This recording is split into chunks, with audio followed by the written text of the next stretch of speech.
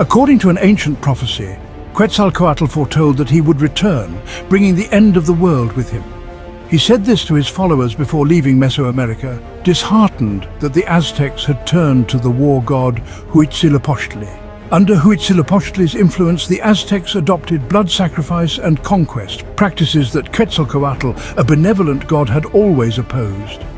Sailing east on a serpent raft, Quetzalcoatl's departure became a prophecy that many cultures preserved through mythology.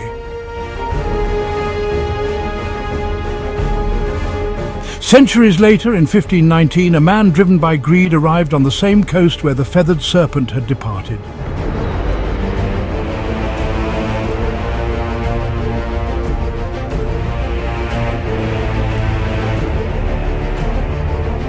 He brought ships unlike anything seen before, carrying men with white skin and strange clothing, all coinciding with the year the Aztec calendar foretold the return of the feathered serpent and his prophecy. The natives believed Quetzalcoatl and his descendants had taken human form to announce the apocalypse. But they were wrong. The calamity that had arrived was not the god who had forsaken them, but a mortal like themselves. His name was Hernán Cortés. Hernán Cortés was born in 1485 in Medellín, Spain, to a family of modest nobility. He was the son of Martín Cortés and Catalina Pizarro. Cortés was known to be cultured and educated, cautious but explosive, and quite a womanizer.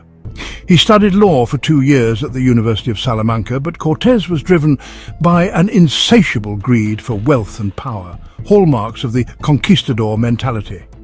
So he abandoned formal education to seek his fortune in the Americas, a newly discovered continent full of opportunities for glory for those willing to claim it.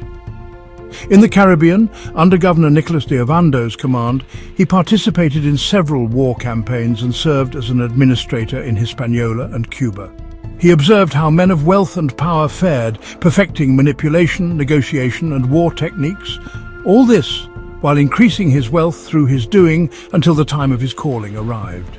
Meanwhile, the Lieutenant Governor of Cuba, Diego Velázquez, had sent several unsuccessful expeditions to explore the Yucatan region, most notably the expedition of Juan de Grijalva in 1518. That same year, due to Grijalva's lack of communication, just a few months later, Diego Velázquez organized another expedition to search for the missing Grijalva and put Cortés in charge. But Cortés saw in this responsibility the opportunity to unleash his instincts for power and control, which he did not intend to waste. With his own money, Cortés hired soldiers and weapons with 11 ships, 518 soldiers, 16 horsemen, 32 crossbowmen, 105 sailors, and more than 200 American and African natives as auxiliary forces.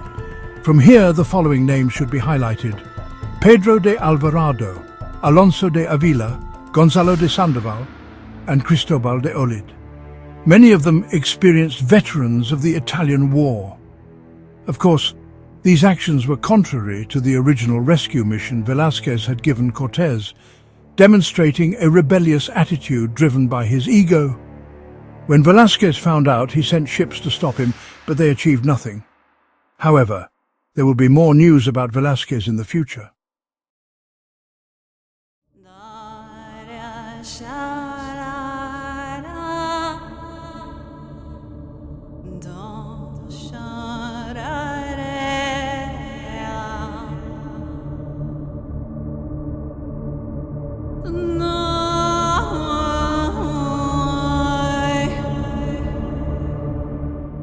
When Cortés was exploring the Yucatan area, he established peaceful communication with Mayan populations.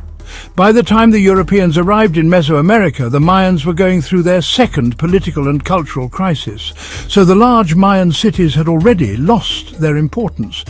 There were only a little more than 14 chiefdoms left in constant conflict. On the island of Cozumel, Cortés brought in Jerónimo de Aguilar, a shipwrecked explorer who had been enslaved and would become his first translator. Cortés's advance reached a city called Potonchan, led by Chief Tabscoob. It was here that the first confrontation between natives and Cortés took place. The Maya began firing arrows at Cortés and his ships. When Cortés landed, he attacked Potonchan on two fronts and quickly took control of the city. Despite Cortés's violent way of conducting combat, more Maya from the nearby region joined in to fight with the Spanish, leading to the Battle of Centla in 1519. With thousands of Mayans under Tabscoob's leadership, Cortés, aware of his numerical disadvantage, deftly employed terror and psychology against his adversaries. When firing the arquebuses and seeing how these weapons immediately took the lives of the soldiers, many natives gave in to fear. This disarray left the natives vulnerable, allowing Cortés's horsemen to hunt down dozens of them. The fear was amplified by the belief among many natives that horse and rider were a single demonic entity. Tabscoob gave himself up to Cortés, who naturally killed civilians during the conflict to show how helpless the Mayans were against their superior weaponry. This resulted in Tabscoob's capitulation and the handover of a ceasefire bounty to Cortés, which included animal skins, gold, jade, and a group of young ladies for Cortés's soldiers, including one named Malintzin, also known as Malinche or Marina as the Spanish called her. Following a peace treaty between the two communities, Tabscoob received Malinche, who her mother and stepfather had sold to Aztec slave traders. As a result, she would learn to speak Nahuatl, the Aztec language, and the Mayan language. Now that she had only Spanish for company, she would also learn to speak Spanish, making her the most important official translator of Cortés's conquest, his advisor, and later even his lover. When she was given to Cortés, Malinche was only 15 years old.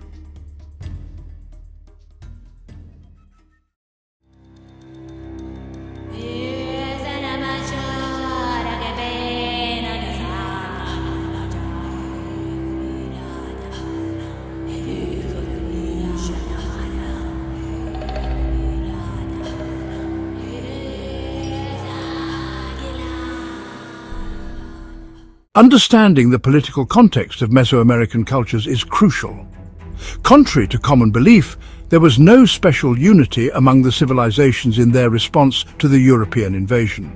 In fact, the reality was quite different. The tribes of Mesoamerica were strangers to one another, and the Aztec Empire's conquests and disregard for other religions earned it enemies throughout its expansion, an advantage Cortés would later exploit masterfully. After Cortés's victory against Tabscoob and his Mayans, some Spaniards remained in charge of that land, where he founded the first city declared Spanish in the New World, Santa Maria de la Victoria. Despite Mesoamerica's limited communication, news of Cortés's massacre of the Mayans spread rapidly. Seizing this advantage, Cortés moved north to Veracruz, where local chieftains recognized the Spanish as more than mere foreigners. The chieftains showed total cooperation towards the invaders, something very unusual knowing what they had done against the Mayans.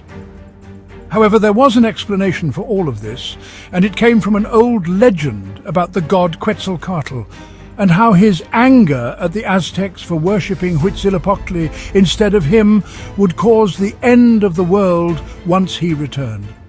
Quetzalcoatl's return occurred precisely in the same year and location as Cortés's arrival.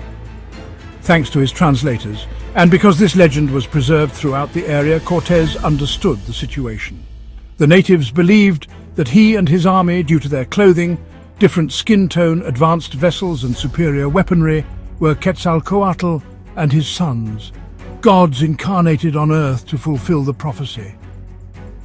Upon learning of Quetzalcoatl's prophecy, Cortés recognized that it was an opportunity to exploit their beliefs and position himself as a divine figure. This deception would become a cornerstone of his strategy of conquest, allowing him to manipulate alliances and lie, all based on the natives' ignorance and tremendous fear of the legend. The two chieftains who collaborated with Cortés because they believed he was a god told him that very close to where they were was the most powerful Tlatoani on earth. His name was Moctezuma II, ruler of the most violent, organized and developed empire of this new world that Cortés was trying to conquer, the mighty Aztec Empire. Cortés knew that if he wanted to become the conqueror of the new world, he had to go to Tenochtitlan, the capital of the Aztec Empire, to meet Moctezuma and take advantage of the legend to assume command of the place. Cortés ordered one of the chieftains to request a meeting with Moctezuma. In response, fearing that these foreigners were actual gods, Moctezuma sent an enormous booty as a gift and requested that they leave and not return. Cortés and his men were given 100 boxes of pure gold with precious stones and clothing, a fatal mistake, as it simply stoked the avarice of Cortés and his men, who, after receiving this present, were determined to carry out their conquest regardless of the number of casualties or bloodshed.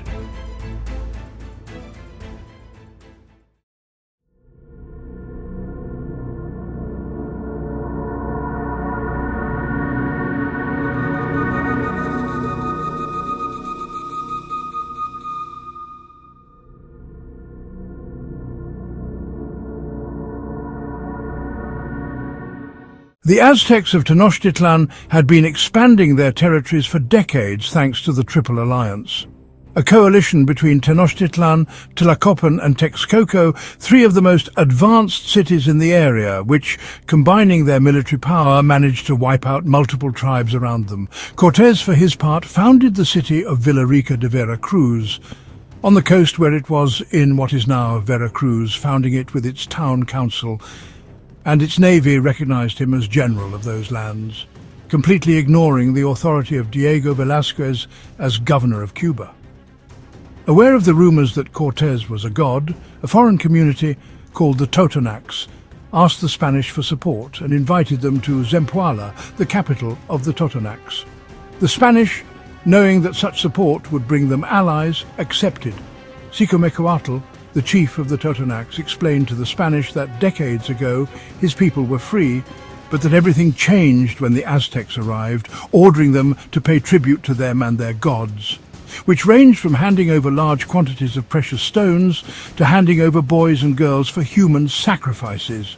Cortés knew this was the perfect opportunity to increase the number of his soldiers, so he decided to help them. The Totonacs recognized the authority of the Spanish and the religion of Christianity. The depravity of Cortés's men forced the Totonacs to give dozens of women to the soldiers as gifts. Cortés simply waited for the Aztecs to send a group of tax collectors to Zempoala. When they arrived, the Spanish captured and tortured them, requesting a meeting with Moctezuma for a second time.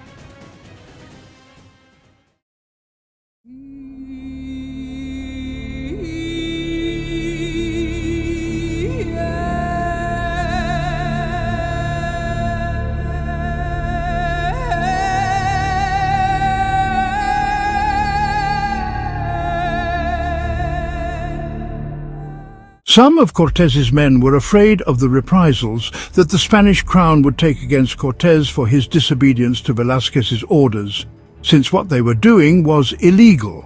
Because of this, a dozen soldiers and sailors mutinied against him, but without success, they were executed by Cortés. To avoid a future mutiny and the possibility of someone escaping in the ships to notify Diego Velázquez of his plans, Cortés sank his ships, all of his ships. He lied, saying that fungi and mollusks had eaten away at the hulls of the ships, so he ordered his men to remove the essentials from them, and then he drilled them, letting them sink, cutting off any possibility of any of his men returning home until their mission was accomplished. Was an extremely selfish act that conditioned the Spanish to fight to the last instance. As Sun Tzu's Art of War portrays, your enemy will look for an escape route if you provide him one, but he will fight to the death if you corner him. Thus, Cortés and his men began their march towards Tenochtitlan. Less than 500 Spaniards and more than 1,200 Totonac soldiers. Their first stop was in the Confederation of Tlaxcala, home of the Tlaxcaltecas, enemies of the Aztecs who were in open war with them. These wars were called the Flowery Wars, violent processes where the Aztecs sought prisoners to be sacrificed. The Tlaxcalans fought Cortés a couple of times but lost due to his strategic superiority and European techniques. Recognizing the dominance of their opponents, the Tlaxcalans requested peace and submitted to Cortés. Conditions were established by the conquistador, who asked for about 3,000 Tlaxcalan warriors to serve under his leadership. Additionally, he wed a Tlaxcala noblewoman to Pedro de Alvarado, one of his principal commanders. Following their path, they reached the city of Cholula, the second largest in the region and already part of the Aztec Empire. It is here where one of the worst acts of the conquest is carried out.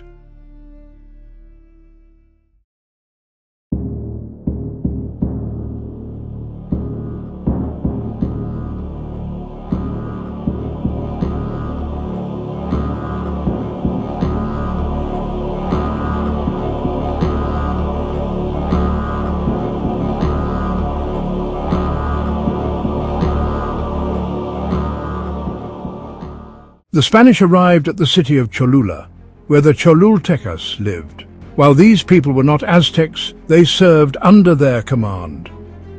According to the Spanish versions of this story, the chieftains welcomed Cortés for a few days, but on the third day an elderly woman told Malanche that the Cholultecas' hospitality was a ruse, because a group of Aztec soldiers was coming to ambush the Spanish and their Totonac and Tlaxcaltec allies. Malinche quickly told Cortés everything, and one of the most brutal massacres of the entire conquest conflict took place. As a form of punishment for the Cholulteca hypocrisy, the Spanish ordered the Tlaxcaltecas and Totonacs to begin a massacre against the local priests, the porters, and the civilian population that was in the streets. Cortés's official historian, Francisco López de Gomara, speaks of 6,000 victims, most of them being civilians. The massacre was so extensive that it continued for 3 to 4 days. The first hours were, of course, the most crucial. According to Hernán Cortés himself, in a couple of hours his troops killed 3,000 men. We killed many of them, and others were burned alive.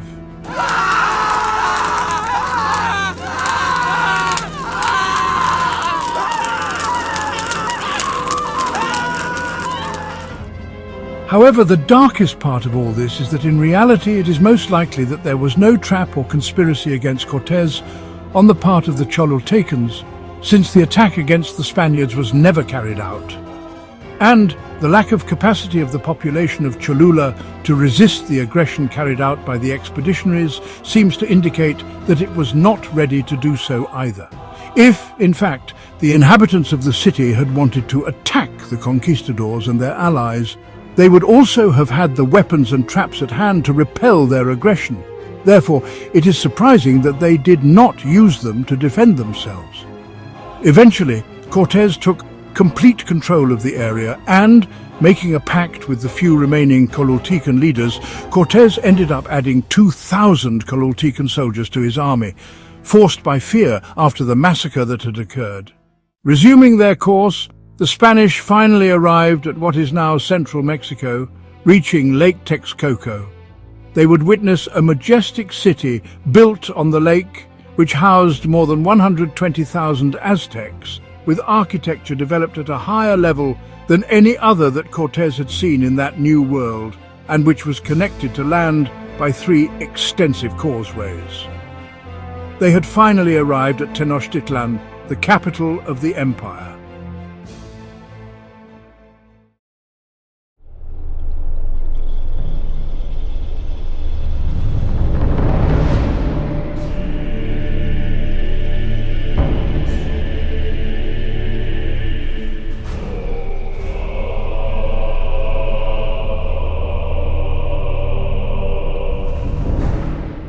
The first meeting between Moctezuma and Cortés was tense, though the Tlatoani welcomed the Spaniards into his city, as the mere possibility of facing gods incarnate continued to instill fear among the natives. Moctezuma hosted the Spaniards in a palace where, while building a small Christian chapel, the Spaniards discovered a vast treasure hidden in a hollow space. However, Cortés ordered discretion, recognizing they were in enemy territory and needed to stay alert. Moctezuma showed them the sacred temples where the sacrifices to Huitzilopochtli were carried out, all with the aim of the sun rising again and thus avoiding eternal darkness according to their religion. The Spaniards saw the temple as the ultimate blasphemy, pushing tensions between the Aztecs and Europeans to their breaking point. Meanwhile, In the Villa Rica of Veracruz, the Aztecs launched an attack.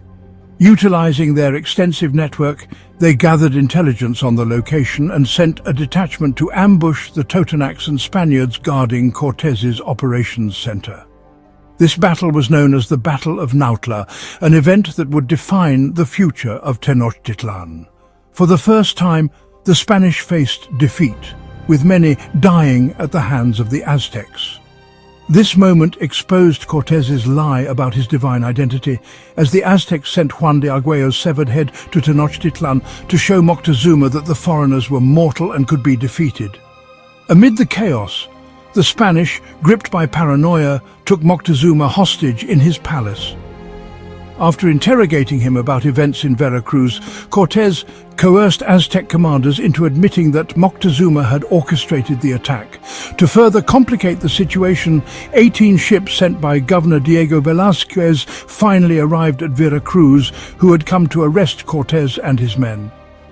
It is said that one of the slaves on this expedition arrived sick in Veracruz, a new calamity for which the Aztecs and the Spanish themselves were not prepared.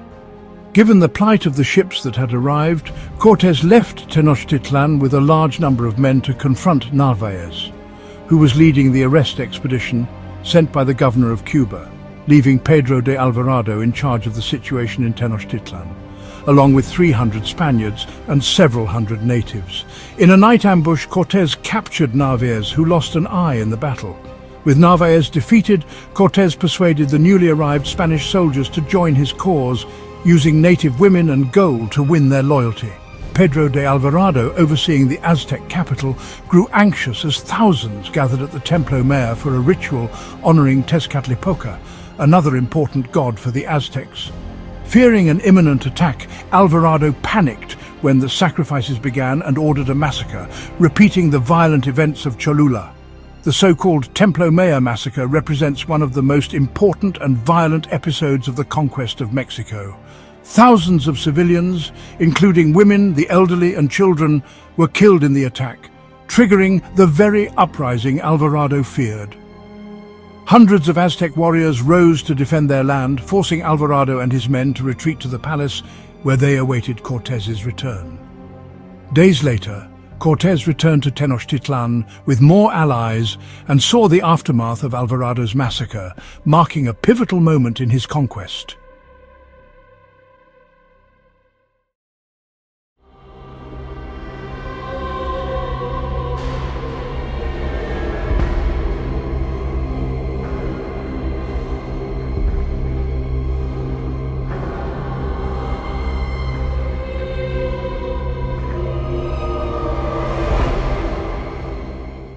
When Cortés learned of the situation, he ordered Moctezuma to calm the people and ease the tension, while sharply rebuking Alvarado for causing such a dangerous crisis. Cuitlahuac, the emperor's brother, was sent to negotiate with the rebels led by Cuauhtémoc, a former emperor's son, but he soon sided with the Aztecs, joining their efforts to drive out and kill the Spanish. The Spanish now focused solely on escaping from Tenochtitlan alive.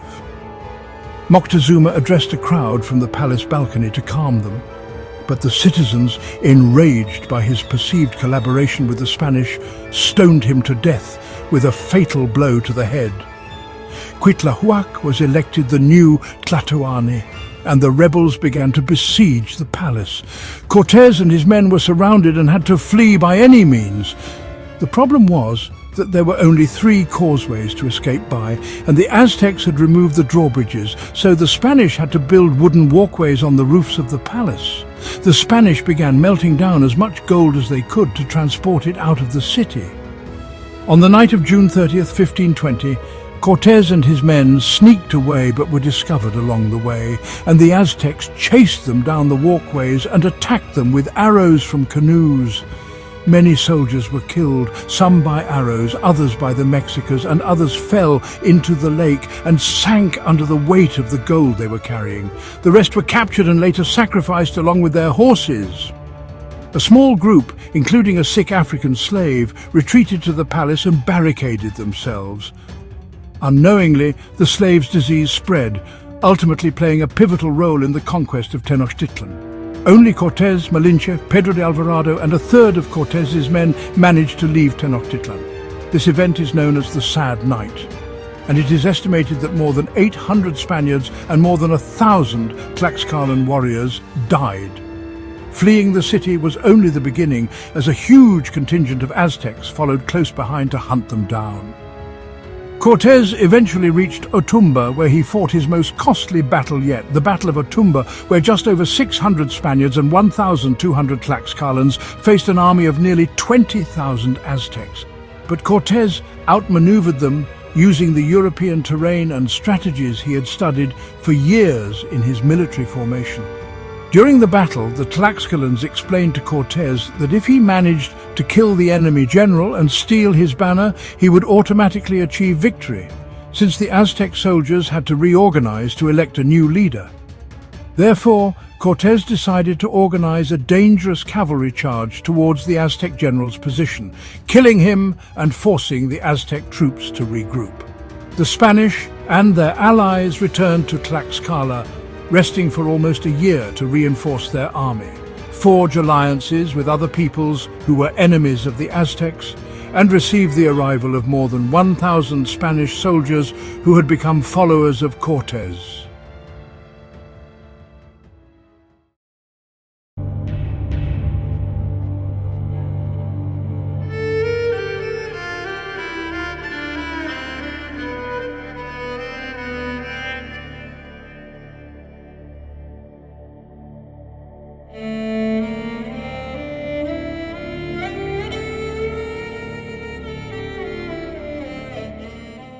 As Cortés's new contingent advanced to assess the situation in Tenochtitlan, they arrived in Texcoco, a city bordering the lake where the capital was situated. Amid a succession crisis in Texcoco, Cortés cleverly supported Ixtlilxochitl II, securing Texcoco as his army's base of operations in exchange for intelligence on the current state of Tenochtitlan. It is here that Cortés learns of the disease that had spread in the capital thanks to that sick slave. Smallpox devastated the Aztecs, killing a significant part of the population, including warriors, leaders like Cuitlahuac and civilians, which paralyzed their ability to resist. The epidemic demoralized the people who saw the disease as a divine punishment. With weakened defenses and reduced leadership, the Aztecs were left vulnerable. Cortés organized his army and launched a direct attack on the capital. Cortés's army comprised 1,300 infantry, 190 arquebusiers, over 100 horsemen, and more than 50,000 native allies. His strategy involved dismantling Diego Velázquez's ships to construct a dozen brigantines in Texcoco, using them to attack Tenochtitlan by water with cannons. Meanwhile, ground troops blockaded access points and cut off the aqueduct that supplied the city with drinking water. Despite being weakened by smallpox, the Aztecs managed to push the Spanish back at Xochimilco. However, this did not stop the capture of key surrounding territories like Iztapalapa and Coyoacán.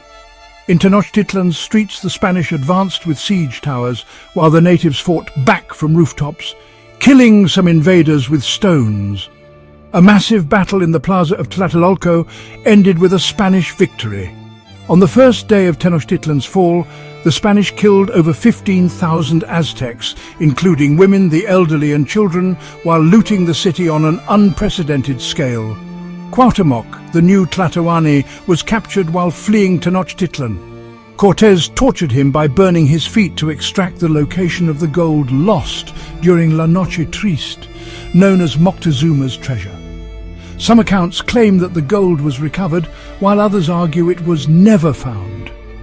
The fall of Tenochtitlan, while not signifying the complete conquest of Mesoamerica, marked a pivotal turning point, ushering in a brutal and irreversible shift in history.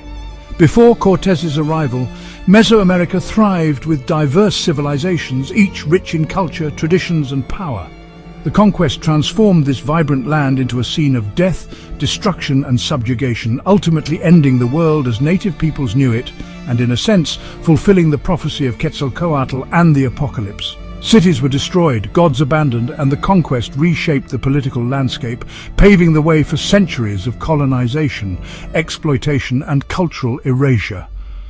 Cortés remains a highly polarizing historical figure, celebrated in Western narratives as a daring and strategic explorer who expanded the Spanish Empire, yet criticized for his role in destroying indigenous civilizations. Perhaps another time we'll delve into how, from the ashes of Tenochtitlan, a new nation rose to challenge the Spanish, embarking on an 11-year struggle for independence. If you enjoyed this video, please subscribe to the channel and turn on notifications so you don't miss what's coming next. Thank you all for watching. If there's a historical figure you'd like to see featured next, or if you have any thoughts to share, feel free to leave a comment below. I'll see you in the next video.